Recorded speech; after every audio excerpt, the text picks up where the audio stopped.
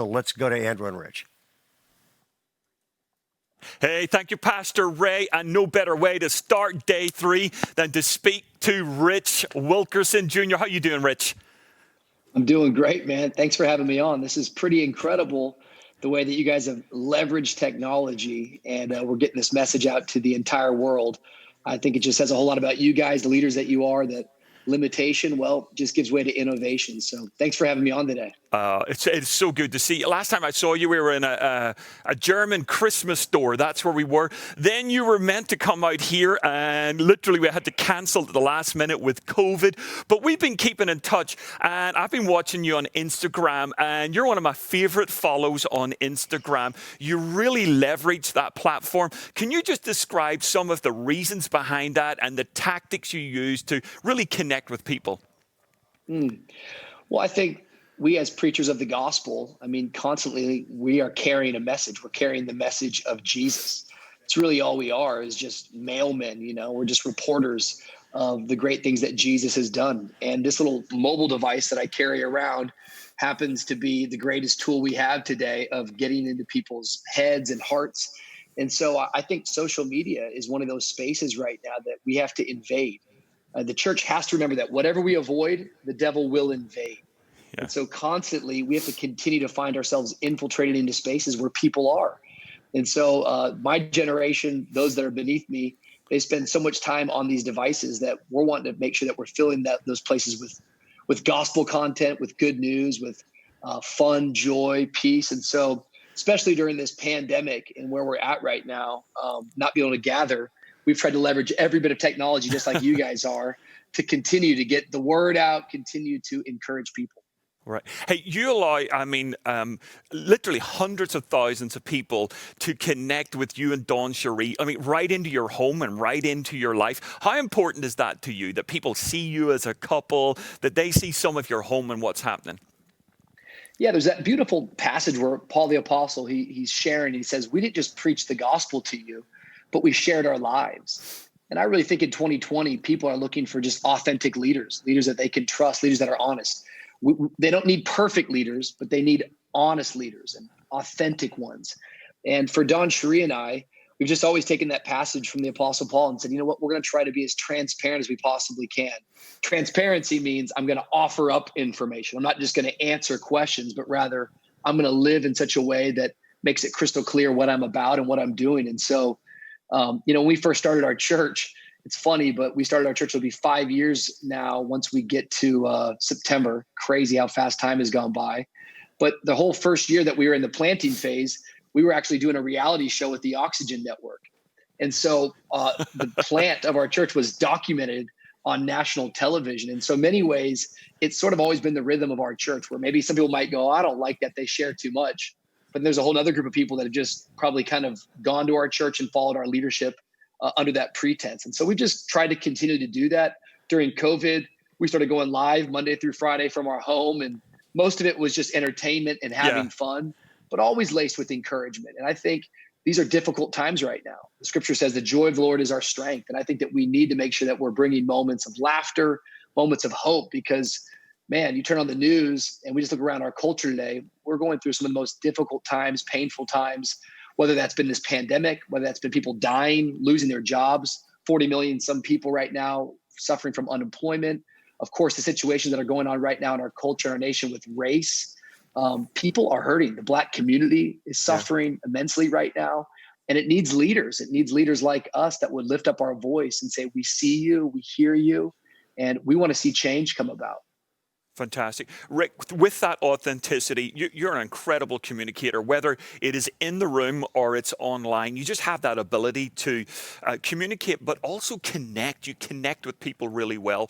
Can you give us just some tips for all the communicators, so many guys and girls watching here that want to connect? Can you give us some advice on that? Your best tips from Rich.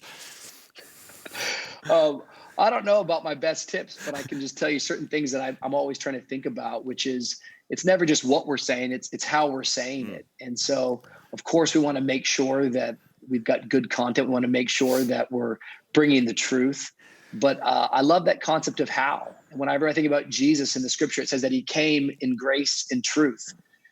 It's not an equal balance. He's the fullness of both grace and truth. He's not like 50% grace and 50% truth. He's 100% grace and 100% truth. Yet there's been always something that's always stuck out to me, and is the fact that it says grace came first, grace and truth.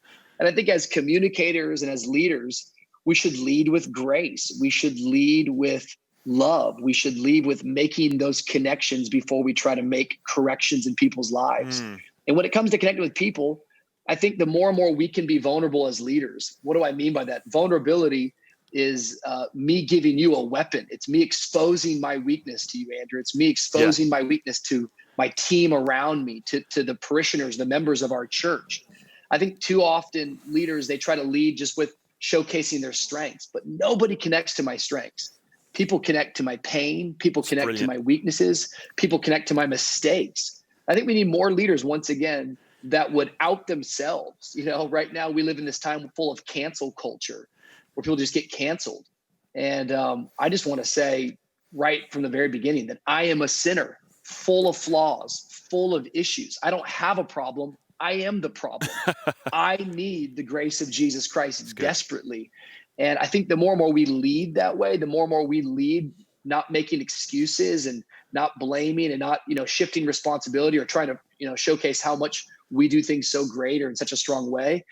I think it opens up the doors to connect with all people, because all people down deep know who they are, and they know that they're full of issues. And that's why, I always talk about as a church and as a leader, it's like people in my church already know their mistakes. They don't need a preacher to remind them of all their mistakes. They need a preacher that reminds them how to get back up, how to continue to step into the grace of God. And so when it comes to connection, I would say practice on the how you're delivering the message. But also I would say lead from a place that you're, the joke's on you. Lead from the place of going, let me expose my weakness, and watch as you show your pain, others will be willing to show their pain.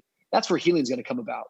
That's superb. So speaking of connection, you just had your VU conference last weekend, and we were all amazed just watching like screen after screen of all these Zoom calls. And the thing that really jumped out to me, the people on stage, everybody, not everybody, but a lot of the crowd on the Zoom calls are in their 20s. You are connecting with that generation. What is it like at VU to be able to connect? And what would you say to church leaders who are going, we're missing a younger generation? How do we connect with the 20-somethings? Yeah, once again, my dad always taught me, and I've read so many different times, it's like so often a lot of our leadership is just by default, right? Like I'm 36, so you sort of kind of get the 10-year range on both sides, where I've got people probably, up to 46 that probably still connect with me in a lot of ways in terms of just an easy target audience. And then those that are down to 26, that's probably just my easy default. I'm sure if I go onto the analytics of my IG right now, that's going to be the bulk of people that are following me. So in some cases, I just think that leadership, many times, it's easy to lead people that you think like. It's easy to lead people that are in your circle of influence. But real leaders figure out how to transcend the age gaps. They figure out how to transcend all the types of gaps that we have, socioeconomic, race gaps, and they figure out ways to be a bridge. And I think right now, that's the great conversation to be having. Once again, we're in the middle of a crisis. In some cases, I would say we're beyond crisis. We are in chaos, full disorder. And it takes leaders right now that are not just going to use the word we, but rather it's going to take leaders right now that uses the word me. What am I going to do? What am I going to do to be a bridge? What am I going to do to help be a part of the solution? And I think when it comes to this 20-something millennial category, it's like, they, once again, are looking for honesty. They're looking for clarity. They're looking for transparency. They're looking for somebody who doesn't have it all together, but would be honest with their mistakes, honest with their failures. They're looking for someone who's passionate. They're looking for someone who's full of conviction. And I think that we as leaders right now, this is a perfect opportunity in crisis to rise to the occasion, to be who God's called us to be.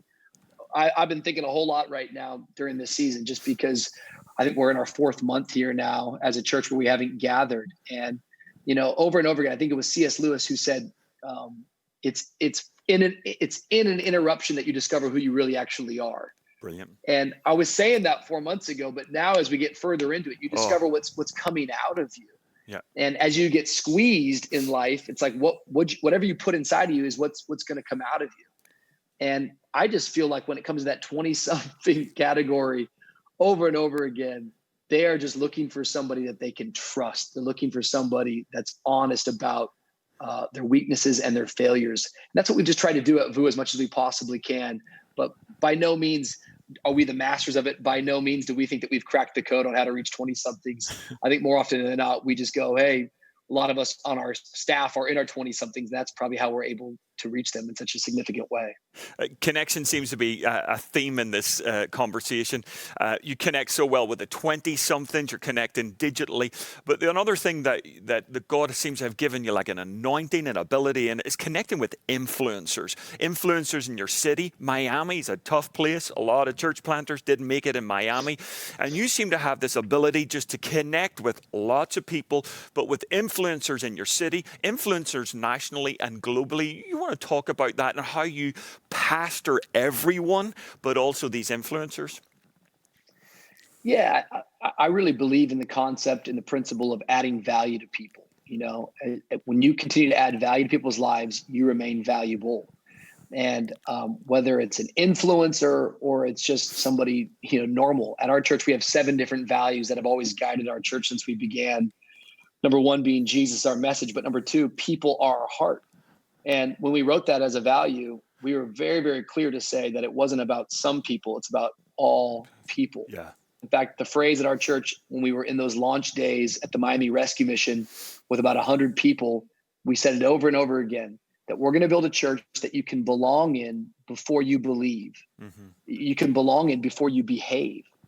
And I just think that value of saying that we want to honor and value all people is what continues to guide us and continues to lead us. And that ultimately is what helps us when it comes to influencing influencers.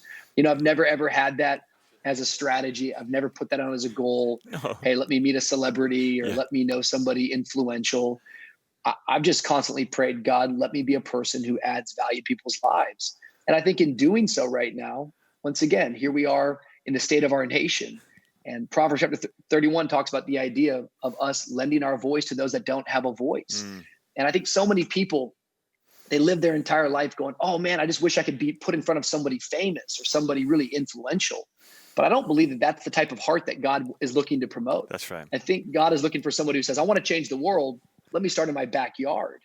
And let me just tell you right now, in the Black community, there's so many people that feel like they don't have a voice. There's so many people right now that are suffering. And they're looking for leaders, and they're looking for people that would come along and add value to their fight, would add value to their suffering. And I think it's these types of principles over and over again that last in all different seasons. And as a pastor, that my first and foremost idea is I want to give somebody Jesus, and then I want to serve people. And when you take on that mindset of serving, it's incredible. We just had John Maxwell with us at conference, Andrew. And of course, John Maxwell, I doubt there's one leader at your guys' conference this year that would say that he hasn't impacted them some way, somehow. Yeah. But he's just the best ever as a wordsmith and packaging principles and truths. And just something that stuck away, that I took away so much he shared. But one of the things he shared with me during the conference, I just love it. He talked about the idea of helping. He talked about the idea of fixing. But in the last area, he talked about the idea of serving. He says many people, they have this concept that I got to fix you. Mm-hmm. Well, if you got to fix everybody, that's implying that those people around you are all broken. Yeah. Well, that's kind of demeaning. The idea that I'm going to help you, it's kind of creating this idea that I'm above you and I'm stronger than you and you're in this weak place. But when you take on the mindset that I want to serve you, you take on the mindset in the heart of Jesus, which is I want to add value to where you are. Because of Jesus adding value to me and serving me, I see you as valuable. Yeah. And I just love it. I think sometimes reframing and I think new language and gives us new mindsets in so many ways is what creates transformation. And as a church and as a person, I just want to serve people, whether they're famous or whether they're, anonymous. I want to be a person that continues to say, whoever's in front of me, I'm going to serve them to the best of my ability. Wow.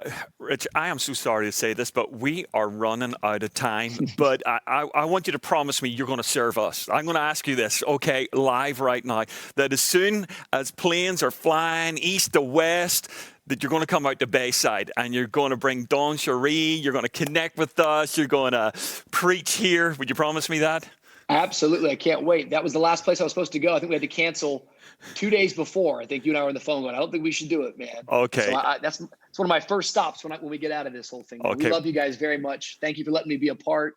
And God bless you guys as you guys continue to serve leaders and serve the church. Yeah. Thank you so much for taking the time out of your busy schedule. We'll look forward to seeing you soon. Thank you so much, Rich. God bless. Bye.